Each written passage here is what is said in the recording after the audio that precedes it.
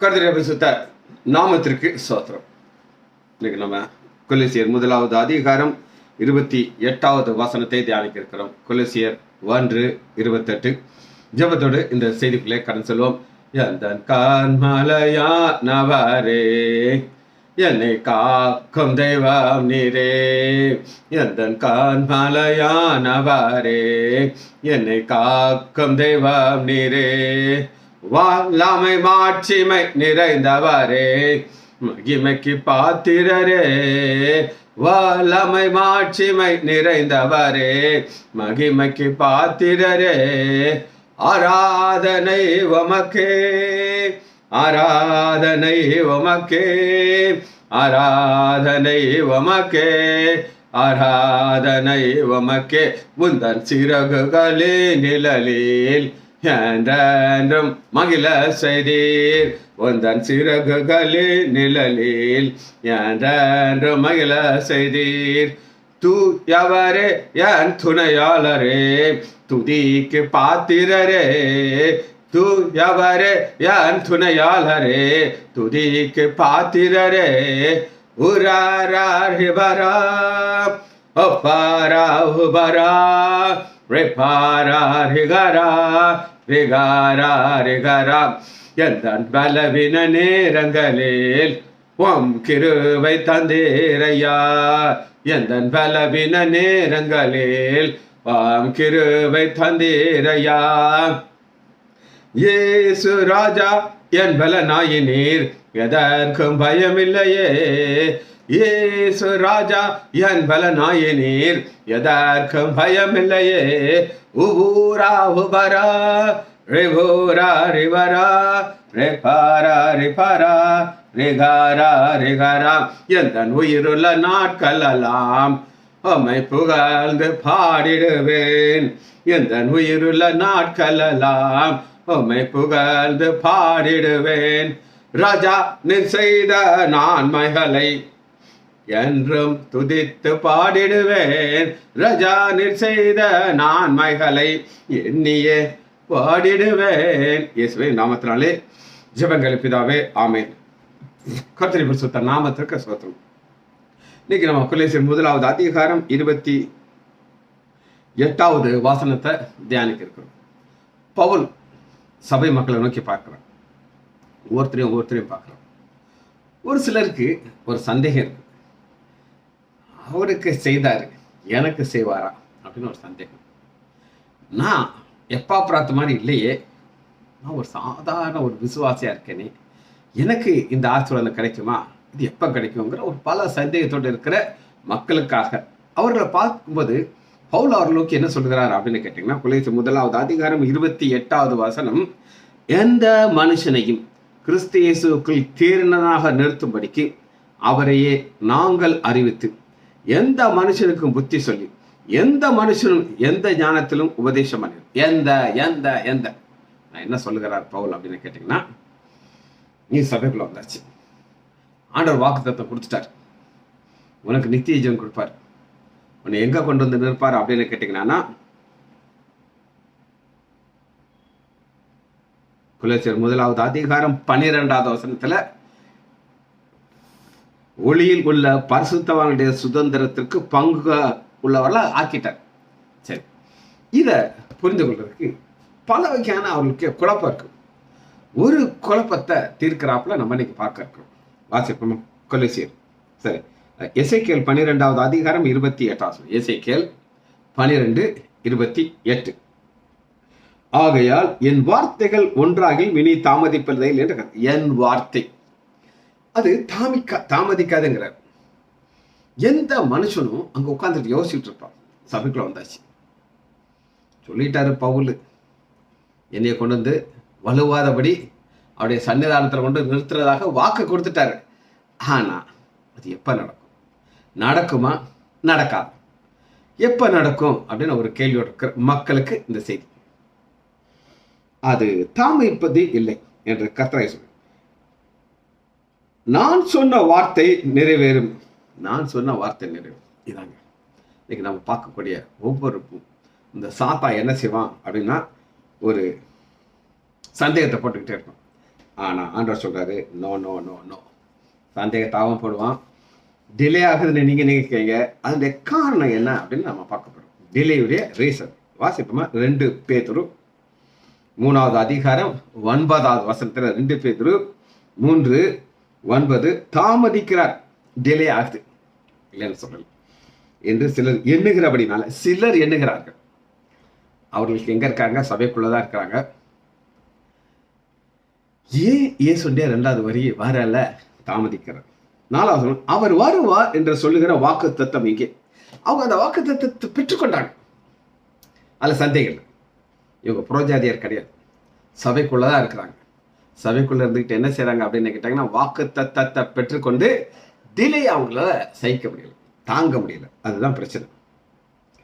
இந்த தேவனுடைய திட்டம் சித்தம்ங்கிறது ஒரு கூட்டத்தார் என்ன செய்யறாங்கன்னா, இந்த பழைய வானம் பழைய பூமி அப்படியே இருக்கு.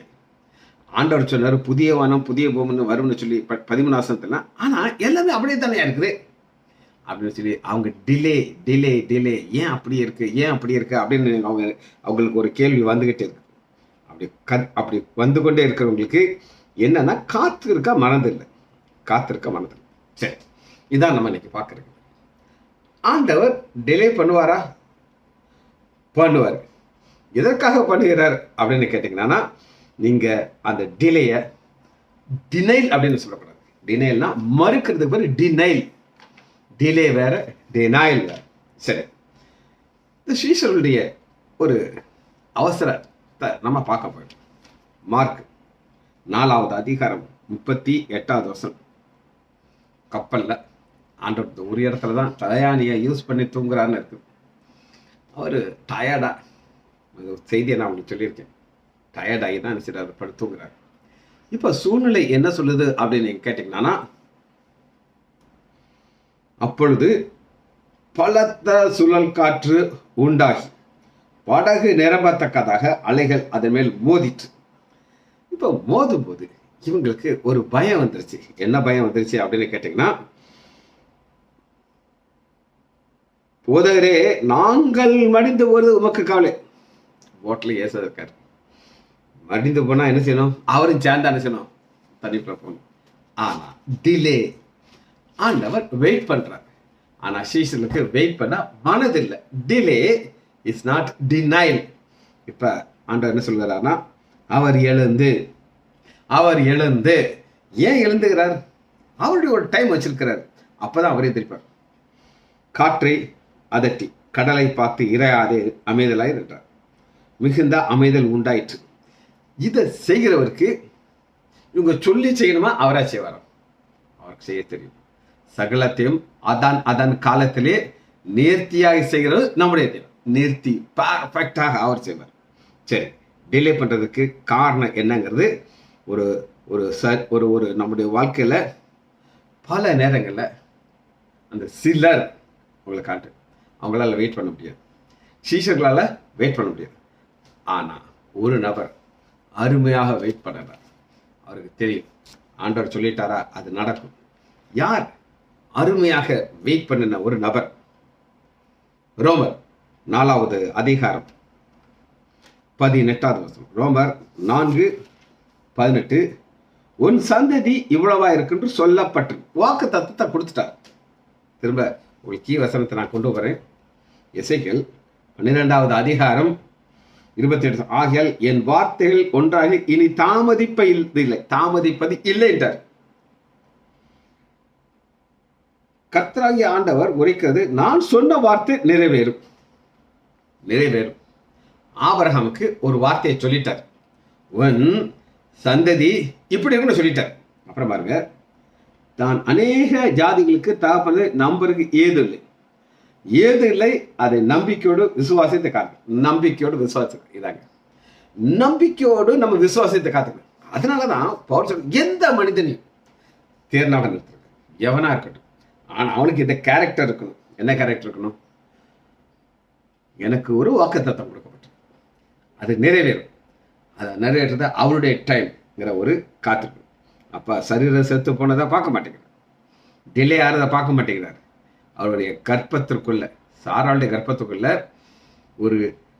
கரு உருவாக்கும் அப்படின்னு நம்புறார். வயசை பார்க்க மாட்டேங்கிறாரு, அம்மாவுடைய கற்பப்பை கொண்டு சின்னதாச்சுன்னு பார்க்க மாட்டேங்கிறாரு. எல்லாமே அவருடைய விசுவாசத்தில் இருக்கு. சரி, ஏன் டிலே பண்ணுகிறார்? எதற்காக டிலே பண்ணுகிறார்? அப்ப தாமதிக்கிறார்னா அதுக்கு ரீசன் இருக்குமா இருக்காதா? சரி, அது என்ன காரணம் என்று நான் உங்களுக்கு பைபிள் வந்து காட்டப்படுறேன். லூக்கா 18வது அதிகாரம் 7வது வசனம். 18:7 டிலே ஆகுதுடைய காரணம். நான் அதை என்னுடைய அனுபவத்தை நான் சொல்லிடுவேன். ஆண்டவர் 2000க்கு முன்னாடி ஊர் வேலை வந்திருந்தால் நான் கைவிடப்பட்ட நிலைமையில் நானே போய் நரகத்தில் பொத்துக்கிட்டே கீழே விழுந்திருப்பேன். ஆனால் அவர் கொஞ்சம் டிலே பண்ணதுனால தான் இன்னைக்கு உங்கள் முன்னாடி நான் நின்று உட்கார்ந்து செய்தி சொல்ல முடியும். வாசிப்போம். லூக்கா 18வது அதிகாரம் 7வது வசனம். அந்தபடியே தேவன் தம்மை நோக்கி இரவும் பகலும் கூப்பிடாங்க, தம்மால் தெரிந்து கொண்டவருடைய விஷயத்தில் நீ தம்மால் தெரிந்து கொள்ளப்பட்ட விஷயம் நீடிய பொறுமையில இருக்க. ஏன் டிலே பண்றாரா? தம்மால் தெரிந்து கொள்ளப்பட்ட ஒரு கூட்டம் இருக்காங்க. 2000க்கு முன்னாடி எனக்கு தெரியவே தெரியாது. ஆண்டவனுக்கு தெரியும், கிறிஸ்தவன் தான் எல்லாம் தெரியும், பணம் செய்ய தெரியும், பணம் சம்பாதிக்க தெரியும், நல்லா பகட்டா ட்ரெஸ் பண்ணிக்கிட்டு ஸ்டைலா அப்படி சுற்றி வர தெரியும். ஆனா அவர் என்னை தெரிந்து கொண்டார், நான் அவரை தெரிந்து கொண்டேன். ஆண்டவர் சொல்றாரு யுவான் 5 நான் உங்களை தெரிந்து கொண்டேன், நீங்கள் என்னை தெரிந்து கொள்ள வேண்டும். அப்ப நம்முடைய விஷயத்துல நமக்காகத்தான் டிலே ஆகுது. அதாவது இதை நீங்க புரிஞ்சுக்கிட்டா தான் அடுத்த ஒரு ப்ரொசீஜர் பண்ணவே முடியும். அப்ப ஏற்கனவே தேவன் தெரிந்து கொண்டார், இப்ப காக்க வைக்கிறார். 8வது வசனத்தை வாசிக்கிறேன். லூக்கா 18:8 சீக்கிரத்திலே அவளுக்கு நியாயம் செய்வார். சீக்கிரத்திலே, அந்த சீக்கிரத்துல கொஞ்ச நாள் வித்தியாசம் இருக்கு, எல்லாருக்கும் ஒரே சீக்கிரம் கிடையாது. அவருக்கு நியாயம் செய்வார் என்று நான் உங்களுக்கு சொல்லிடுறேன். மனுஷகுமாரன் வரும்போது பூமியில விசுவாசத்தை காண்பாரோ சீஷர்கள். இயேசு தலான்னு வச்சு படுத்து தூங்கிட்டு இருக்காரு. அவர் எந்திரிப்பாரு, எழுந்திரிச்சு கடலை அடட்டுவாரு. நம்ம அருமையாக கடலில் போய் சேர்ந்தோம். விசுவாசம் இல்லை. அதேங்களா, ஏன் பயப்பட்டீர்கள்? உங்கள் விசுவாசம் ஏன் இல்லாமல் போச்சு? ஆனால் ஆண்டவர் சொல்றாரு டிலே பண்ணுவாங்க. அது யாருன்னா தம்மால் தெரிந்து கொள்ளப்பட்ட ஒரு கூட்டத்துக்காக செய்வார்கள். சரி, இந்த டிலே தாமதத்திற்கு 3 கேள்விகளை நாங்கள் முன்னாடி இருக்கிறோம். 3 கேள்விகள். ஃபர்ஸ்ட் ஏன், 2வது எப்பொழுது, 3வது எப்படி. இந்த 3 கேள்விகள் இங்கிலீஷில் இன்னும் அருமையாக இருக்குது. வாய், ஏன் டிலே, அதுக்கு ஆன்சர் நமக்கு சொல்லியாச்சு. டிலே காரணம் நம்மால் தெரிந்து கொள்ளப்பட்டவர்கள். இன்னைக்கு ஆண்டவர் கொஞ்சம் பேரை தெரிந்து கொண்டிருக்காரு. இந்த அத்தனை கூட்டமும் பரலோகத்துக்கு வந்து சேரும். அத்தனையும் பரலோகத்துக்கு வந்து சேர்றதற்காக ஆண்டவர் டிலே பண்ணுகிறார். 2வது, அது எப்படி நடக்கும், எப்பொழுது நடக்கும், when, அது தேவனுடைய சித்தத்தில் இருக்கு. காட்ஸ் பிளான் அப்படின்னு வச்சுக்காரு. வருகை உண்டு, அதை சந்தேகம் இல்லை. ஆனால் எப்பொழுதுங்கிறது பிதாவாகிய தேவனுக்கு மாத்திரம் தெரியும். அது வர அவர் சில காரியங்களை டிலே பண்ணுவார். அதுதான் 2வது கொஸ்டின் என்ன அப்படின்னா எப்பொழுது. 3வது எப்படி. எப்படி எப்படிங்கிறது அவருடைய அனாதி ஞானம். இந்த அனாதி ஞானங்கிறது எப்படிங்கிறதுக்கு நம்மளால ஆன்சரே பார்க்க முடியாது, சொல்ல முடியாது. பவுல் தான் அந்த அனாதி ஞானத்தை குறித்து மிக அருமையாக புரிந்து கொண்டவர். அதனால தான் அந்த அனாதி ஞானத்தோடைய ஆண்டவரை பார்த்து அவர் என்ன சொல்லுகிறார் அப்படின்னு கேட்டீங்கன்னா எடுத்துக்கொள்ளுங்க. ரோமர் எடுத்துக்கொள்ளுங்க. 11வது அதிகாரம் முழுவதும் நீங்கள் வாசிங்கன்னா புறஜாதி ஆகிய நாம் சபையோடு ஒட்டப்பட்டதை குறித்து விளக்கம் சொல்லிட்டு அவர் இந்த புறஜாதியர்கள் உள்ள சேர்றதை பார்த்துக்கிட்டு என்ன சொல்கிறாருன்னா 33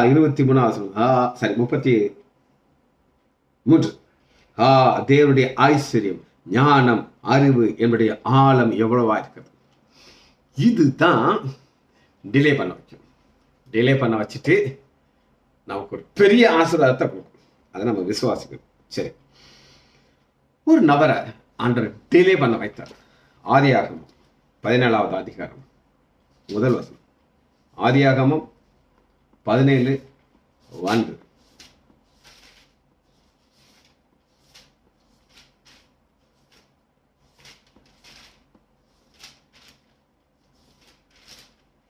ஆபிரகாம் 99 வயதா இருக்கும் பொழுது, பாருங்க 16வது அதிகாரம் 16வது வசனத்துல, ஆகார் ஆபிரகாமுக்கு இஸ்ரவேலை பெற்ற பொழுது ஆபிரகாம் 86 வயதா இருந்தார். இந்த 86 வயதுல ஆகார் மூலமாக இஸ்மவேலை பெற்றுட்டார். இந்த இஸ்மவேல் பெற்ற உடனே அந்த சரீரம் நல்லா ஃபிட்டா இருந்துச்சு. அப்படியே எக்ஸசைஸ் எல்லாம் பண்ணி, அப்படியே பில்ட் எல்லாம் பண்ணி, இந்த கடலை கட்டெல்லாம் சுத்தி வச்சுட்டார். அப்ப இது என் பையன் இஸ்மவேல் அப்படிதான் சொல்லியிருப்பாரு. ஆனா உடனேயே ஈசாக்க கொடுத்திருந்தாருன்னா என்ன சொல்லியிருப்பாருன்னா, என்னுடைய சரீரத்தினுடைய ஸ்ட்ரென்த் இதுல தான் எனக்கு இந்த குழந்தை கிடைச்சதுன்னு சொல்லியிருப்பாரு. அதனால ஆண்டவர் 99 வயது வரை வந்துட்டு ஒரு வார்த்தையை சொல்லுகிறார். என்ன சொல்லுகிறார்னா, நீ எனக்கு முன்பாக நடந்து கொண்டு உத்தமனாய். நீ ஏன் எனக்கு முன்பாக நடந்து உத்தமா இருக்கணும் அப்படின்னு நீ கேட்டேன்னா, நான் உனக்கு ஒரு பெரிய ஆசிரியர் 100வது வயதுல கொடுப்பேன். அது பேர் ஈசாக்கு. அதுக்காக நீ வெயிட் பண்ணி தான் அதை பெற்றோம். உடனே கொடுத்தாச்சுன்னா நீ என்ன சொல்லுவ? நான் உன விசுவாசத்தின் தகப்பன்னு சொல்லி உனக்கு ஒரு சர்டிஃபிகேட் கொடுக்கறதுக்கு இந்த ஈசாக்க பலிபீடத்துல வைக்க சொல்லுவேன். நீ என்ன சொல்லுவ? ஆண்டவரே, இது என்னுடைய எஃபர்ட், என்னுடைய முயற்சினால பிறந்த பிள்ளை, அதனால சாரி ஆண்டவரேன்னு சொல்லியிருப்ப. நான் என்னுடைய திட்டத்தின்படி உனக்கு ஒரு பெயர் எனது விசுவாசத்துக்கு கொடுக்க முடியாது. அதனால டிலே பண்ணி எனக்கு முன்பாக நீ உத்தமனாய் நடந்தால் இந்த ஆசீர்வாதம் உனக்கு கிடைக்கும். சரி, 16வது அதிகாரத்துல நம்ம பார்க்கறது 86 வயது. அந்த 86 வயதுல ஒரு கூட்டத்தார் ஏமாந்து போயிடும். ஏன் டிலே வாய்? அதுக்கு ஆன்சரே கிடையாது. சரி, 21வது அதிகாரம் 5வது வசனம் 21:5, தன் குமாரனாகிய ஈசாக்கு பிறந்தபோது 100 வயதா இருந்தார். அதனால இந்த சூழ்நிலையே மாறிடுச்சு பாருங்க. அப்பொழுது சாராள், தேவன் என்னை நகைக்க பண்ணினார், என்னை கேட்கிற யாரும் என்னோட கூட நகைப்பார்கள். ஹாப்பி ஹாப்பி எப்போ வரும் சொல்லுங்க? ஆண்டோடைய பிளான் படி தான் வரும். அவர் டிலே பண்றாரு, 100 வயது வரை டிலே பண்றாரு. 100 வயது வரை டிலே பண்ணி அவர் கொடுக்கறது என்னது? சந்தோஷமா இருங்கள் என்று மறுபடியும் நான் உங்களுக்கு சொல்லுகிறேன். பவுல் சொல்றார். அது எப்போ முடியும்னா ஆண்டோடைய டைமிங் அப்படின்னு ஒன்று இருக்கு. சரி, இன்னொரு சம்பவத்தை நான் உங்களுக்கு காட்டுறேன். யோவான் 11வது அதிகாரம் 28வது வசனம் 11:28. லாசரு மரித்து போய்விட்டார். லாசரு மரித்த உடனே என்ன நடக்குது அப்படின்னு நீங்க கேட்டீங்கன்னா, 28வது வசனம், இவைகளை சொன்ன பின்பு அவள் போய் தன் சகோதரியாகிய மரியாளை ரகசியமாய் அழைத்து, போதகர் வந்திருக்கிறார், உன்னை அழைக்கிறார். போதகர் வந்திருக்கிறார். இப்ப ஆண்டவர் டிலே பண்ணியிருக்கார். 4 நாள் டிலே பண்ணார். 4 நாள் டிலே பண்ணதை நீங்க பாத்தீங்கன்னா 11வது அதிகாரம் 18வது வசனத்துல, பெத்தானியா ஊர், பெத்தானியாங்கிற ஊர் எருசலேமுக்கு சமீபமாக ஏறக்குற 2 மைல் தூரத்துக்கு. இந்த 2 மைல்ங்கிறது எவ்வளவு தூரம் அப்படின்னு நீங்க எங்கிட்ட கேட்டீங்கன்னா, எங்க வீட்டுக்கும் ஆஸ்பத்திரிக்கும் உள்ள டிஸ்டன்ஸ் தான் 2 மைல் மேக்சிமம். அதோட கம்மியாக தான் இருக்கும். நான் அங்கேருந்து இங்கே நடந்து வர்றதுக்கு எனக்கு வந்து கரெக்டாக 1 hour நான் நடந்து வந்துடுவேன். அதாவது எங்கள் ஆஸ்பத்திரியில் நான் ஆரம்பிப்பேன், நடக்கிறதுக்கு ஒரு 45 minutes தான். அப்படியே வெறு நடந்து சேர்ந்துருவேன். ஆண்டவர் இந்த டிஸ்டன்ஸ் 2 மைலில் கவர் பண்ணுறதுக்கு 4 நாள் எடுத்தார். ஏன் 4 நாள் எடுத்தார் அப்படின்னு நீங்க கேட்டீங்கன்னா, அந்த நோயோடு இருக்கும்போதே, வியாதியா இருக்கும்போதே அந்த கரெக்டா 1 மணி நேரத்தை வந்து சேர்ந்திருந்தான்னா, நானே உயிர்த்தெழுதலும் ஜீவனுங்கிற ஒரு சத்தியத்தை சொல்ல முடியாது. அவர் மரிக்கிறவரை வெயிட் பண்ணுகிறார். அவர் டிலே பண்ணுகிறார். டிலே பண்றதுக்கு காரணம் என்றதை நான் உங்களுக்கு காமிச்சாச்சு. இதான் ரீசன். 2வது பாருங்க, 32வது வசனத்துல, சரி 28, அவள் அதை கேட்டவுடனே சீக்கிரமாக எழுந்து அவரிடத்துல வந்தார். இயேசுனும் கிராமத்திற்குள் வராமல் மார்த்தாள் தன் அங்கே இருக்கு. இன்னும் எங்க வரல? ஊருக்குள்ளே வரல. அப்பொழுது வீட்டிலே அவளோடு கூட அவளுக்கு ஆறுதல் சொன்ன யூதர்கள் மரியாள் சீக்கிரமாக எழுந்து வருவதை கண்டு அவள் கல்லறை எடுத்து அழுகிறதற்கு போகிறான் என்று சொல்லி, இப்ப மரியாள் முதல் நாள் என்ன செஞ்சிருக்கா அப்படின்னு கேட்டீங்கன்னா, வீட்டுல இருந்து குடு குடு குடு குடுன்னு ஓடுவான்.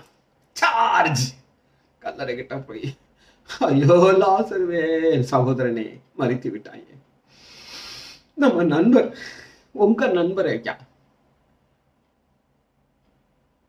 பெரிய ஒரு தேவகுமார், அவர் மட்டும் வந்திருந்தார்னா நீ மறிச்சிருக்க மாட்டப்பா அப்படின்னு சொல்லி ஒரு மூச்சு அன்னைக்கு ஃபுல்லா ஓட்டர் காடு மாதிரி எதையே சொல்லிக்கிட்டு வீட்டுக்கு வந்து படுத்துட்டான். 2வது நாளும் வேகமா ஓடி இதே தான் செய்யறான். நான் ஏன் சொல்றேன் அப்படின்னு பசங்க அப்படித்தான் இருக்கு பாருங்க. அவளுக்கு ஆறுதல் சொல்லி யூதர்கள் மரியாள் சீக்கிரமா இவ போறது இயேசுவை பார்க்கறது அவங்களுக்கு தெரியாது. ரகசியமாத்த நியூஸ் வந்து இருக்குது. ஆனா இவ எங்க போறான்னு நினைக்கிறாங்க? கல்லறைக்கு போறாங்க. யூதர்கள் மரியாள் சீக்கிரமாக எழுந்ததை கண்டு அவள் கல்லறை இடத்துல அழுகிறதற்கு போகிறாள் என்று சொல்லி பின்னாடி போறாங்க. அழுகிறதற்கு இதுதான் 4 நாளாக இது ரொட்டீனா நடந்திருக்குது. ஆனா 4வது நாள் பாருங்க, 32 இயேசு இருந்த இடத்துல மரியாள் வந்து அவளை கண்டவுடனே அவர் பாதத்திலே விழுந்து, பாதத்துல ஏற்கனவே இவள் இருந்திருக்கா, அமர்ந்து ஒரு தன்னை விட்டு எடுபடாத நல்ல பங்கை அவன் எடுத்துக்கிட்ட. இப்ப வந்த உடனே ஆண்டவர் என்ன சொல்லுகிறார் அப்படின்னு கேட்டீங்கன்னா 25, நானே உயிர்த்தலும் ஜீவனுமா இருக்கு, என்னை விசுவாசிக்கிறவன் மரித்தாலும் பிழைப்பான்னு சொல்லி டிலே பண்ண நாட்களை இளவ செஞ்சிட்டான். இன்னைக்கு ஆண்டவர் எல்லாத்துலயுமே ஒரு நாள் வச்சிருக்கிறாரு. we have to wait. இப்ப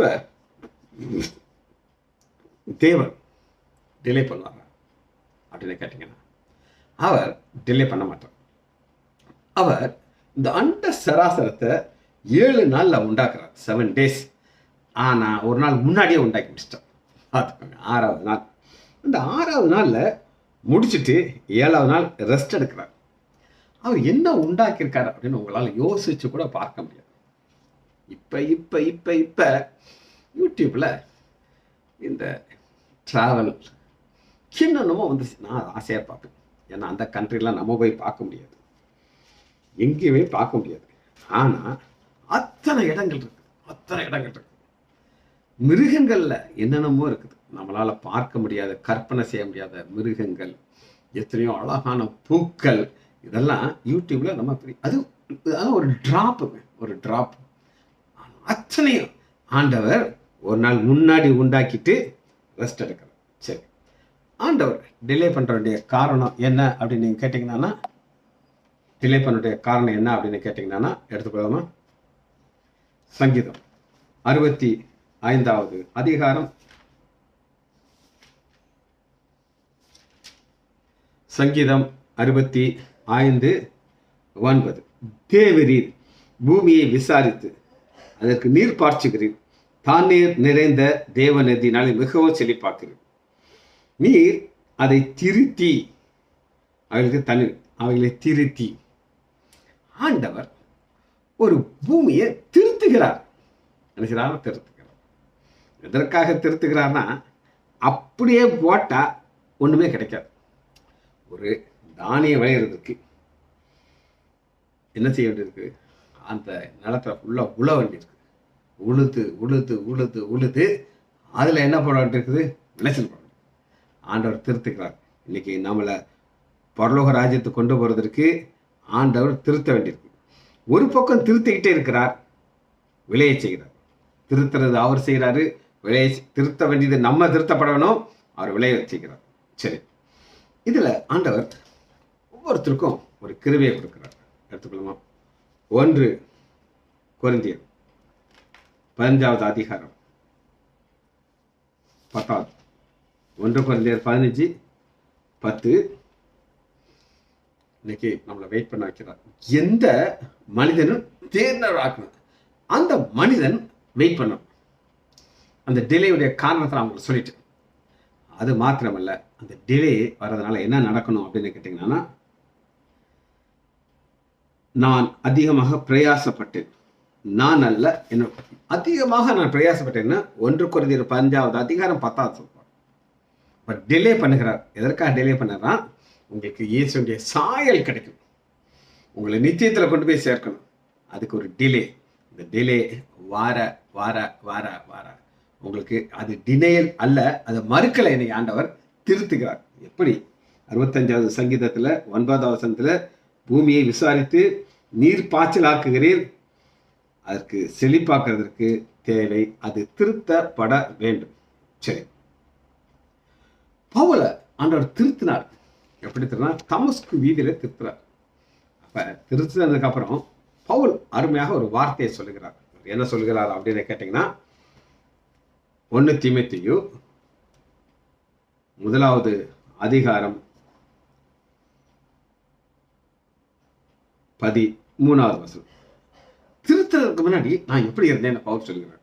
முன்னே நான் தூஷிக்கிறவன், துன்பப்படுத்துறவனும், கொடுமை செய்கிறவனா இருந்தேன்.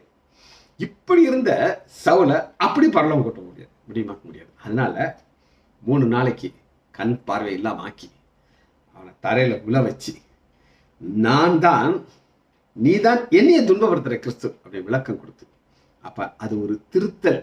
இந்த திருத்தலுக்காண்டி ஒரு டிலே இருக்கும். அந்த டிலே உடனே இருக்காது, ஆனா எந்த மனுஷனும் அது தேர வைத்து விடும். அப்ப பவுல் தன்னை குறித்து ஒரு ஒரு அருமையான ஒரு விளக்கத்தை சொல்லுகிறார். நான் யார் அப்படின்னு நீங்க கேட்டீங்கன்னா, கலாத்தியர் 1வது அதிகாரம் 18வது வசனத்துல, அப்படி இருந்தும் நான் என் தாயின் வயிற்றில் இருந்தது முதல் என்னை பிரித்தெடுத்து என்ன செஞ்சார்? செட் அப்பார்ட், பிரித்தெடுத்தார். தம்முடைய கிருபையினாலே அழைத்த தேவன் என்னை சுவிசேஷம் அறிவிக்கிறதுக்கு ஒரு ப்ராசஸ்ல கொண்டு போகிறார். எப்படி நிலத்தை அந்த விவசாயி திருத்தி தான் அதில் என்ன செய்ய முடியும்? பயிர் போட முடியும். அப்படி போட முடியாது. கல், மண், குப்பை எல்லாத்தையும் தூக்கி எல்லாத்தையும் நீட்டாக்கி, மஞ்சனத்தி அப்படின்னு ஒரு செடி நம்ம ஊர்ல இருக்கு, மஞ்சனத்தி. அது வேற எல்லாத்தையும் பிடுங்கி எடுத்து போட்டு அப்படிதான் என்ன செய்யணும். இந்த ப்ராசஸ்க்காக தான் இது நடக்குது. ஆண்டவர் ஒரு ப்ராசஸ்ல எப்படி இருக்கிறார் அப்படின்னு கேட்டீங்கன்னா, அவர் உட்கார்ந்து ஒரு முக்கியமான ஒரு காரியத்தை செய்து கொண்டிருக்கிறார். என்ன சொல்லலாம்? மல்கியா 3வது அதிகாரம் 3வது வசனம். மல்கியா 3:3. அவர் உட்கார்ந்து அப்படி இங்கிட்ட ஓடி அங்கிட்ட ஓடிக்கிறேன். நான் ஓபி பார்க்கும்போது ஓடுவேன், அங்கே ஓடுவேன், இங்கே ஒரு பேஷண்ட்டை பார்ப்பேன், இங்கே ஒரு பேஷண்ட், அங்கே ஒரு பார்ப்பேன், அங்கே ஒருத்தர் பேப்பரை நீட்டும், அது ஒரு கையெழுத்து போடணும், சார் இதை பாருங்க சார், ஒரு எக்ஸ்ரே கொண்டு வந்து பார்ப்பேன். இப்படி நான் சுற்றி வேலை பார்த்துக்கிட்டே இருப்பேன். ஆனால் ஆண்டர் அப்படிலாம் இருக்குது. ஒரே ஒரு ப்ராசஸ். உட்கார்ந்து வெள்ளியை புடமிட்டு சுத்திகரித்து கொண்டிருப்பார். இந்த வெள்ளிக்கு ஒரு ப்ராசஸ் தேவை, அதுக்கு ஒரு சுத்திகரிப்பு தேவை, அதுக்கு பண்படுத்தணும். எப்படி நிலத்தை பண்படுத்துறார, அது அவர் உட்கார்ந்து ஒவ்வொருத்தருக்கும் ஒவ்வொரு காரியம், எனக்கு வேற உங்களுக்கு வேற. அப்ப ஆண்டவர் இதனால சில டிலே வரும். ஒரு முக்கியமான டிலே நடந்துச்சு.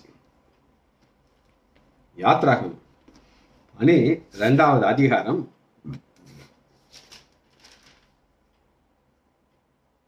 15-13. யாத்ராகமம் 15-13.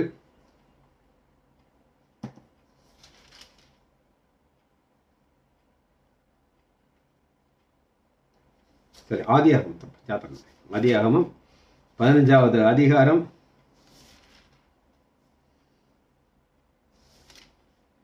13. அப்பொழுது அவர் ஆபிரகாமை நோக்கி, உன் சந்ததியார் தங்களுடைய தேசத்திலே 400 வருஷம் உபத்திரம். 400 வருஷம். ஆனா 400 வருஷத்துல அவங்கள கிளம்புனாங்களா அப்படின்னா கிளம்பல, டிலே ஆச்சு. யாத்ராகமம் 12வது அதிகாரம் பாருங்க.